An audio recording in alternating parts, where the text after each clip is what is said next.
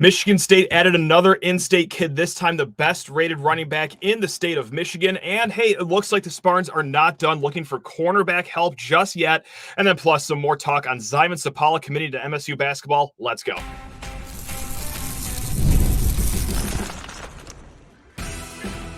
You are Locked On Spartans, your daily podcast on the Michigan State Spartans, part of the Locked On Podcast Network, your team every day.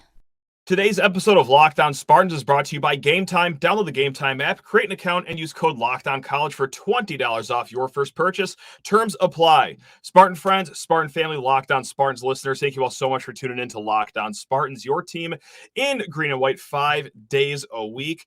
Please rate, review, subscribe, comment below how you are feeling about Michigan State recruiting for 2025 so far, which we will start our show with, of course.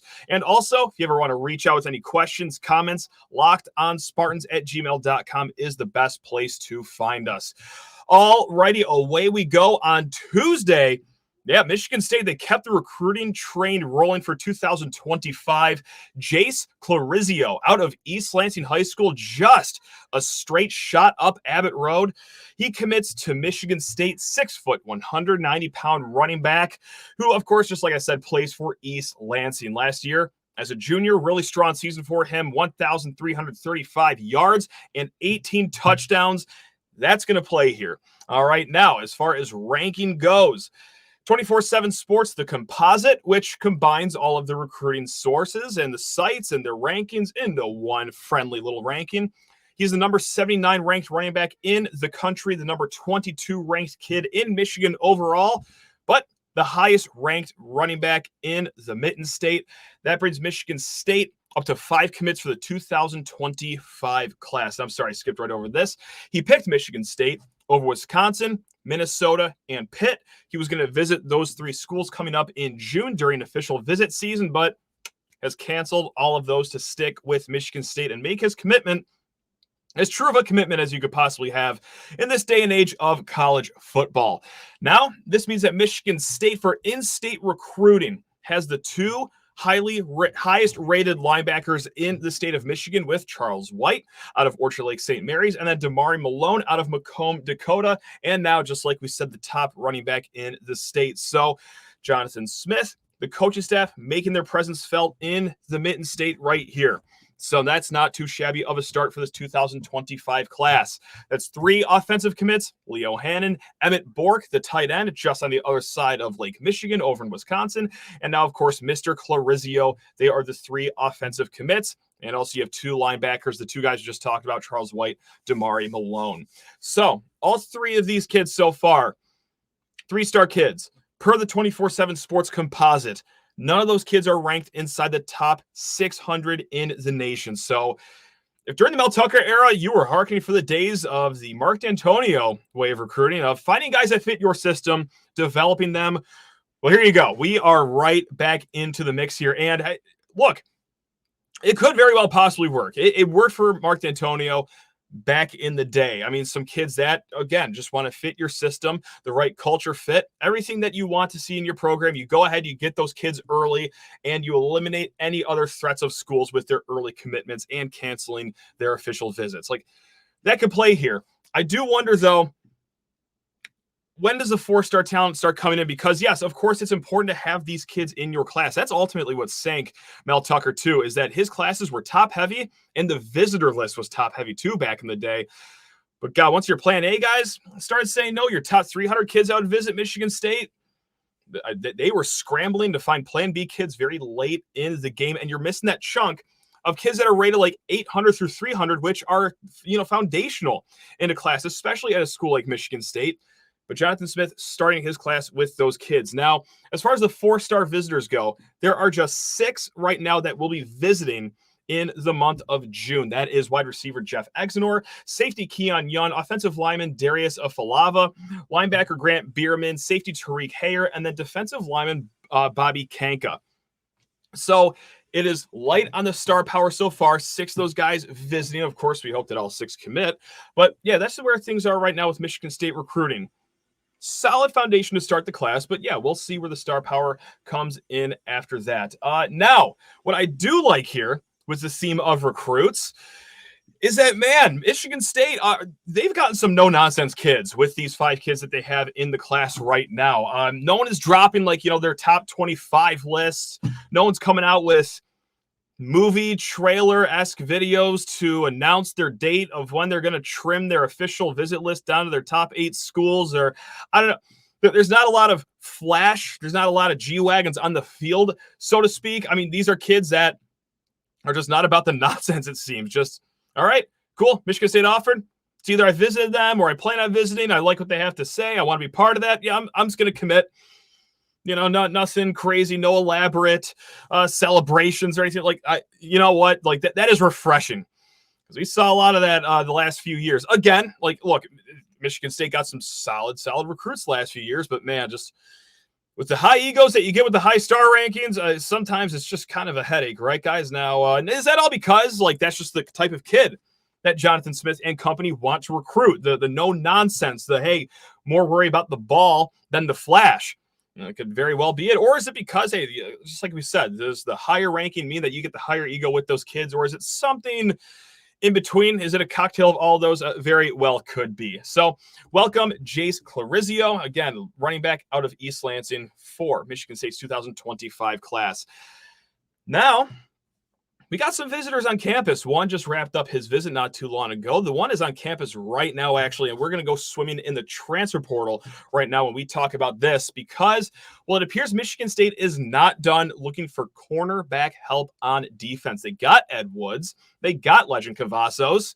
They already have Chance Rucker. They have your Chuck Brantleys, but, man, staff is still not satisfied with what they have whatsoever, which, hey, you know what? Hey, if you can improve in the offseason at a certain position, why not maximize that potential? Kobee Minor, he just wrapped up a visit to East Lansing. Now, this is a guy that would be making an interconference switch. He was at Indiana last year. The 3 years before that, Texas Tech. Now, last year for the Hoosiers, he was on the honorable mention list for both the coaches and the media.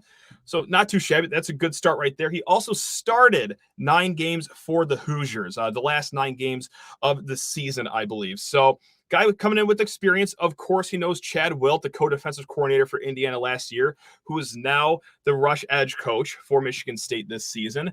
And also visiting campus right now, Jeremiah Hughes.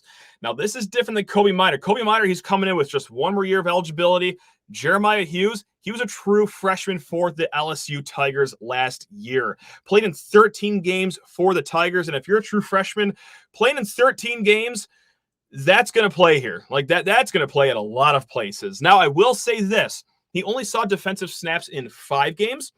It was 181 snaps on special teams and only a few dozen snaps on defense. So it's not like he was a shutdown corner for the Tigers last year. But guys, nevertheless, if you're a true freshman playing SEC ball in any capacity, especially at a program as storied at LSU, I like to think you do know a thing or two about football here. So he is on campus right now. He was at UCLA not too long ago, too. So there's some competition for Jeremiah Hughes. But this former 3-star, he comes from a strong pedigree. He played over in Nevada at Bishop Gorman, one of the top tier prep programs in this country. So, yeah, between Bishop Gorman and LSU, I think the kid knows a little bit about football. But this would be a great pickup because, look, Michigan State is not in the position in the cornerback department to be picky about the experience you have. Like we talked about with the recent linebacker commits out of the portal or the defensive tackle commits, is that, hey, you know what? They're young. That's what you need because we're pretty good at the talent right now at the top end, your starters. But once they leave, the room's empty. Okay, that's why you want young talent for linebacker. But if at corner, like you need starting talent right now, which is what they went out and got with Ed Woods, Lejond Cavazos, hopefully potentially Kobee Minor and or Jeremiah Hughes.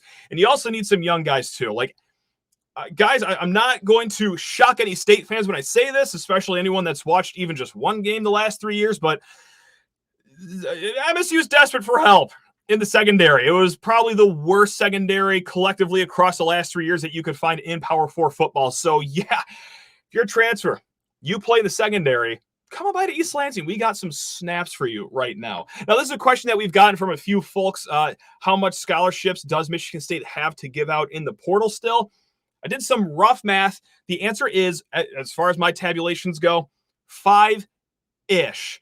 Now I say ish because some guys, they came as a walk-on. I don't know if they're still a walk-on or on scholarship now. There's no way to really know that. But with the math, the incoming transfers, the incoming freshmen, everyone outgoing, MSU has about a handful, we'll call it that, of scholarships to hand out. I think it's 5-ish. So just keep your eye on that. All right, folks, we're going to be talking basketball here in the hot second. But first, you need to talk your ears off about the Gametime app, my favorite ticketing app out there. And you already know why, guys. I've been talking about Gametime for quite some time. It's because of how much money they could save you.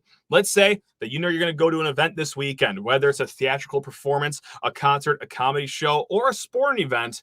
We'll just hop on the Gametime app throughout the week, check out their flash deals just on today's game.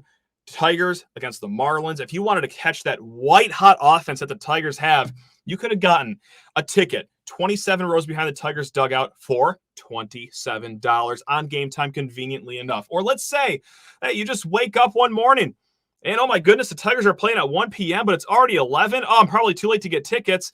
Not so fast, my friend. Their last-minute deals are second to none. And best of all, they want to keep you saving money right off the bat.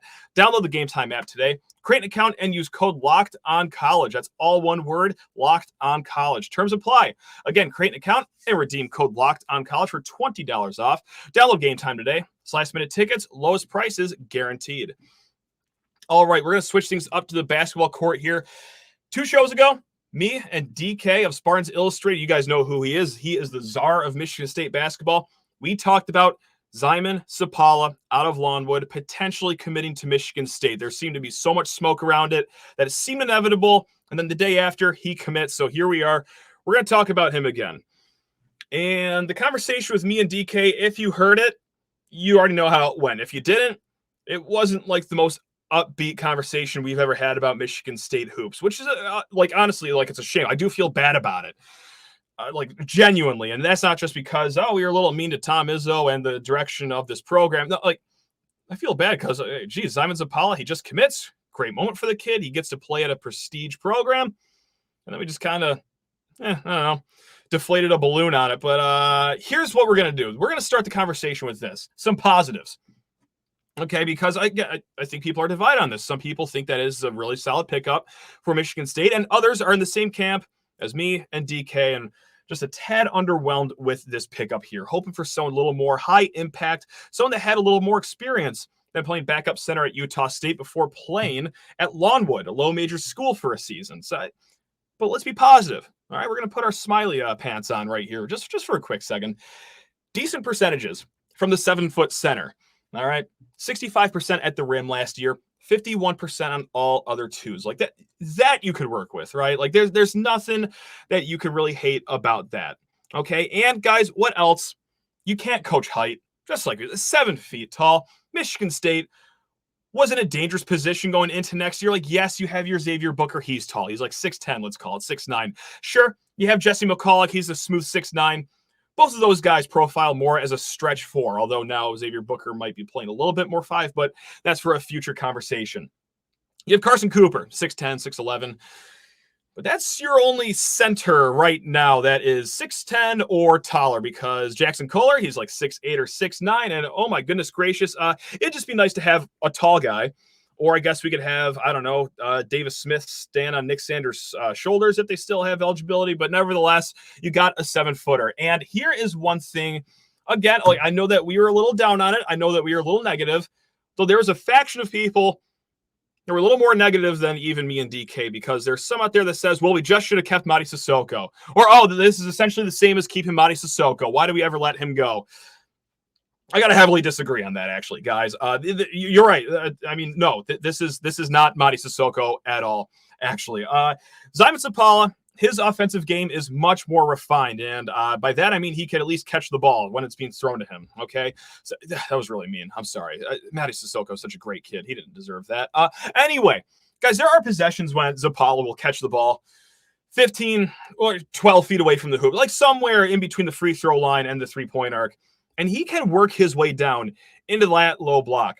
He has something that we haven't seen in East Lansing from a center in quite some time, and that is something called post moves.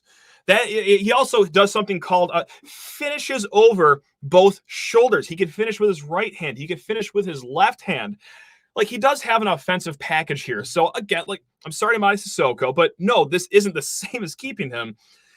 This guy can actually work his way around a hoop and then, again, finish over both shoulders. So that's something nice, right? Again, we haven't seen that from a big man, 6'10" or taller, since Marcus Bingham was around here. And even then, it was a little hit and miss. So one more piece of just positive news I just want to get out there. And I said this during the conversation with DK, and I don't know how many people actually listen to it or whatever, but I do think it has been a fine offseason overall. Like, I think in totality, the offseason has been good for Michigan State. You kept Xavier Booker. You kept Jaden Akins. Jeremy Fierce seems to be working back from his catastrophic incident that happened. You also had a Frankie Fiddler, who I think is a nice piece. And then, it was just, line item number one was to get a real good center, a solid center, and you did not get that. So if I could continue my gripes, because there are just two issues here. It's that you didn't maximize your potential in the short term and in the long term with this pickup here. And by that, I mean just a guy that had some Power 6 experience in college basketball, or someone that didn't come off the bench at Utah State and then almost half the games at Longwood too. Okay, I don't think that's, selling ourselves too short here.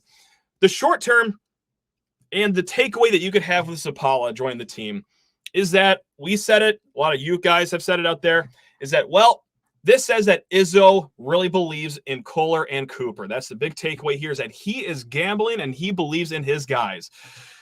Well, this is just one podcaster's opinion. Again, you can side with the Hall of Fame coach on this one. I don't blame you. Well, I'll just say it. He's wrong. I don't believe in them, at least not in this big capacity that they will have, this big role that they will have. I think that there are roles for these players on the team, but man, splitting starting duties here, because I don't think Zapala is going to be your starter. I think he's more complimentary to these guys. That is quite the gamble here. Jackson Kohler, guys, still at the end of the day, that's a 6'8", maybe 6'9" if he was wearing shoes, big man. All right. And sure, maybe that he figures out his offensive game. That's the one thing that we're all hoping for, is that, hey, you know what? The injury last year really slowed him down to start the season. He lost some developmental time, which is true. But finishing the round in the rim has got to get better. And let's say that he goes out and averages 8 points a game. All right. He is a solid rebounder already. That's fine. But at the build that he is at right now, especially against the Big Ten big men that have been added this offseason, how much is he going to give up at the other end of the court? I don't think defense is ever going to be a strong suit with him. And I think we just got to hope that it's at least average this year, because sure, like I said, he could average 8 points a game this year. How much will be given up on the other end of the court? So I guess we're just praying that he's going to be a really good offensive player, because I think defense will always be the issue. And then let's bring it over to Carson Cooper too. I mean, it's almost the opposite.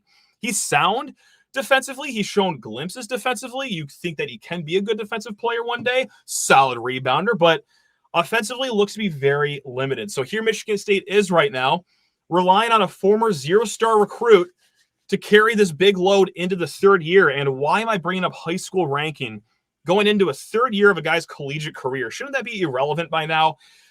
Well, sure, for the player himself, but this is kind of more so on the staff. I bring it up because of the expectations that Carson Cooper came in here with and what this has turned into thanks to the staff's inability to get a good big man in here. And I think that Cooper progressed from his freshman year to his sophomore year just like anyone should have expected. I heard some people, and some people whose opinions I hold in a high regard, like some people that I really respect, say that, oh, well, I didn't think that Cooper really took the jump from freshman year to sophomore year that I thought he did. Like, how's that possible? He played on IMG's B team. He was a zero-star recruit. Like, what? I guess what was the expectation here? Because he went from 1.6 points per game to just under 4 last year, 1 rebound as a freshman, to 4.4 last year in triple the minutes. I mean, guys, there's a reason he didn't have a star ranking as a 6'11" player in high school. Like, it's not like they just forgot about him completely. His ceiling is limited. The whole plan for Carson Cooper was for him to come in to Michigan State, work his way into a decent backup center role. Like that was the theory all along. And all of a sudden, since there's no one else in the program that you recruited, well, gee, he actually has to be this borderline starter. So yeah, That is the issue here. There's no one else at the starter position for center, and that is where I have the long-term issue, is that you have no one else at the center position. Just like we talked about, McCullough, he's a 4. Xavier Booker, he's more so a 4 than he is a 5. So that means you only have 2 centers since 2020 with a star ranking, all right, that you've recruited, and it's Mady Sissoko, who's not going to be here next year, and Jackson Kohler. So instead of a younger center with the floor and someone that you can develop, you go ahead and get this one-year guy in Szymon Zapala. And that's something that I've also seen too, is like, hey, you know what? Nice little one-year rental between now and then the future. Well, that's the problem. There is no future center. Like, there's none in this class. There's none in the class coming up. I don't even know if they're looking at anyone for the future. And sure, you could say, oh, well, they can just go in the transfer portal and get one. Will they? Will they, guys? I don't know if I entirely buy that. So, yeah, that's my issue. Is like either an instant impact center now, who's older, fine, you know, someone that can start, perfect. Or if you're going to go get a complementary piece, someone that's not even going to project as a starter, at least make sure they're young, you know, because you did miss out on the 2023 and 24 classes with centers and here you are. Nope. How about we cut the difference? We get an old guy that's complimentary. And here we go. Aren't we all having fun? Guys, FanDuel Sportsbook. It is a busy, busy week in the world of sports. We got Preakness going on this weekend. We've got the PGA Championship going on this weekend. And, of course, NBA playoffs, NHL playoffs, MLB season. Go ahead and get all your Tiger under bets at FanDuel. Right now, new customers, it gets even better for you. You get $150 in bonus bets with any winning $5 bet. That is $150 to bet on spreads, money lines, player props, so much more. And guys, just like I did with the Kentucky Derby, I get all of the horse betting done at the FanDuel Horse Racing app. Great app. You get to watch live tracks around the globe, not just the country, the globe. That's right. You could watch some Mongolian or Hong Kong horse racing if you really want to on the FanDuel Horse Racing app. I absolutely, positively love it. And hey, some of the best odds that you will find out there for the PGA Championship. Cameron Young, will he win? Probably not. That didn't stop me from going 55-1 on one Cam Young. So join me here. That's right, guys. FanDuel.com/lockedon. Make every playoff shot count. It's FanDuel, America's #1 sportsbook. All right, we're going to end the show cracking open the mailbag here. And this first one comes from MSU #1 fan. He wants to head to the baseball diamond here to get things started. Point blank. Is our baseball team going to the tournament? Now, we're going to talk Big Ten tournament. So the Big Ten tournament, not every team gets in, for those unaware. It's the top 8 teams in the Big Ten get to advance. Michigan State started last weekend against Minnesota in good position. They were in 7th place. And then they decided to, lose 2 games. They won one, which was fine, but then they lost one, 21-3. And then they lost on Sunday, I believe this is when this game happened. They lost after having a 12-2 lead in the 6th inning. So after a 1-2 split, Michigan State is in quite a pickle here because there are 5 teams competing for the 7 and the 8 seed. 3 teams in the Big Ten are 10-11. Michigan State is one of those teams. And then 2 are 9-12. So you could throw a blanket over this field gunning for the last 2 seeds. Michigan State on the outside looking in right now. And I'm sorry, I got to correct myself. Michigan State is 9-12. They are one of those 9-12 teams. So you got to hope that they go 2-1 this upcoming weekend, which is a home series, however, against Nebraska, who is in 2nd place. So Michigan State, will they make the Big Ten tournament for baseball? I don't know, but if I had any piece of advice to give them, it would be to hold on to your 10-run leads when you only have 4 innings of baseball left to go. So best of luck there. It's been quite the stretch of years here for MSU baseball. I believe they've only made the Big Ten tournament once, maybe even twice since 2016. So yeah, Minnesota, they were a bottom of the barrel Big Ten team, and yeah, there you go. And 1-2 against them. Now, question number 2. This is going to excite a lot more people. What players, band songs, uniforms, and chants will be in the new college football video game? Great timing for that. because the fine folks over at Spartans Illustrated, they dropped a piece. They sent out one of their fine FOIAs, and they got a lot of information from Michigan State of what they sent to EA Sports. Now, I can't give it all away. It is for subscribers, but what I can say is that they submitted 500-plus items to EA Sports, the creators of this NCAA video game. Now, amongst them, pictures of the Spartan walk, the team entrance, stadium images. I don't think that's giving too much away here, but yeah, you can expect like that tradition of the walk to the stadium or the way the team enters from the tunnel. Now, there's a nice little caveat too, is that these were delivered summer 2023. Mel Tucker, still a coach here, and I don't think that's going to change much with EA Sports. Like, I don't think we can expect Mel Tucker on the sidelines here during the game, although, wow, what a fun Easter egg that would be.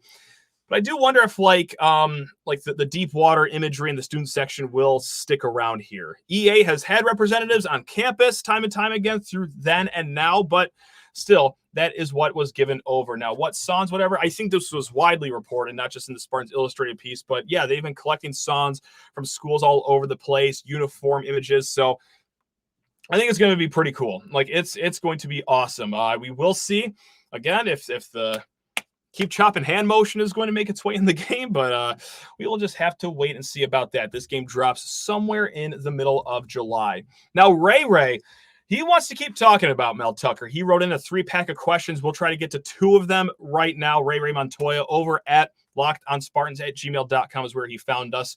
What were the Tucker era's biggest game time blunders? In other words, which game moments were the most egregious signs of incompetence? This was a play in 3 acts, Ray. This is how I'm going to break this up, because the first act, okay, you know what, had some hiccups in 2021, and I'm just going to gloss over the 2020 season. I don't even know if he had many coaching blunders, but yeah, that was a short deck he was playing with originally in that COVID year. Still was enough to beat Michigan and Northwestern, but nevertheless, that was tough. So let's fast forward to 2021, the Peach Bowl season. We had a lot of fun that year, right, guys?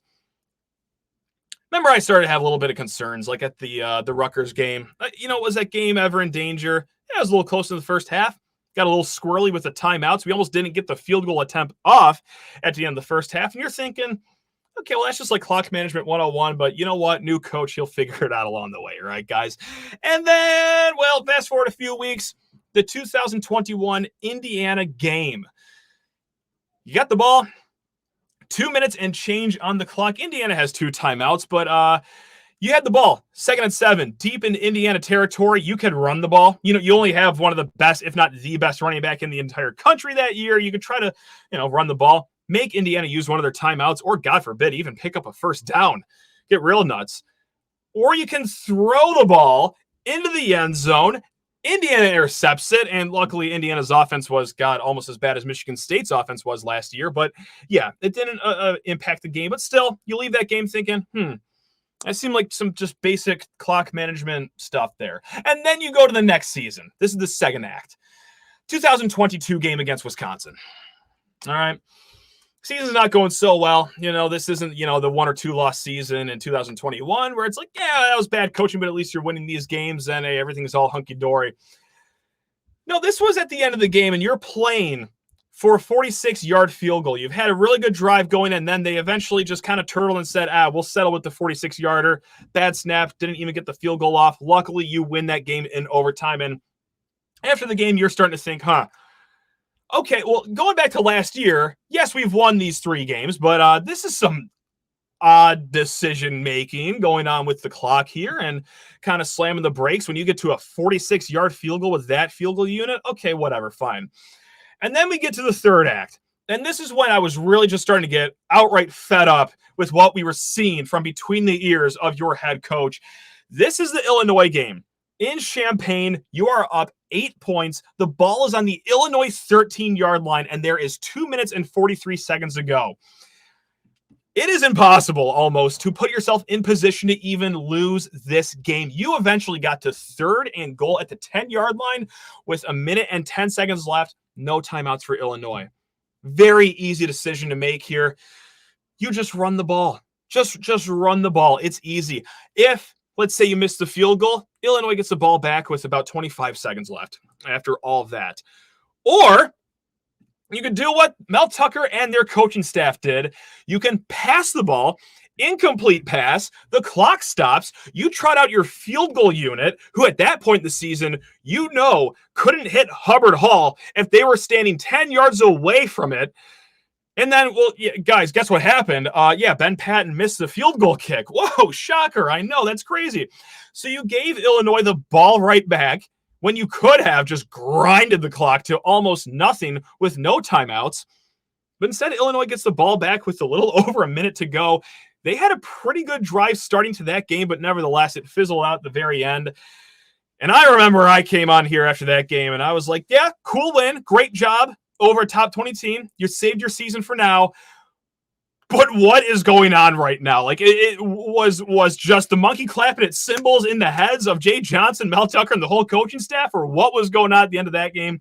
And that's when I really started to lose faith that these guys could just manage a game properly. And it turns out there was a lot more things than just game clock management that included odd decision-making at the end of that tenure. Now, this goes to the second question that we'll get to. In what areas will Coach Smith prove to be an immediate improvement over Tucker? Not even going to read the nickname that Ray Montoya wrote in there. Competence. It's the C word. It's competence. I'm not saying that Jonathan Smith is perfect at game management. Quite frankly, I'm going to have to see it with my own two eyes in Michigan State sideline to really make a ruling on that. I don't remember any massive blunders he had at Oregon State, but still, just at a baseline, I think it'll go a little better than the 4 games that we just mentioned. All right, folks, we will be back tomorrow. You already know what this is. Locked on Spartans, your team in green and white 5 days a week. Enjoy the rest of your day, you beautiful people. Love you all.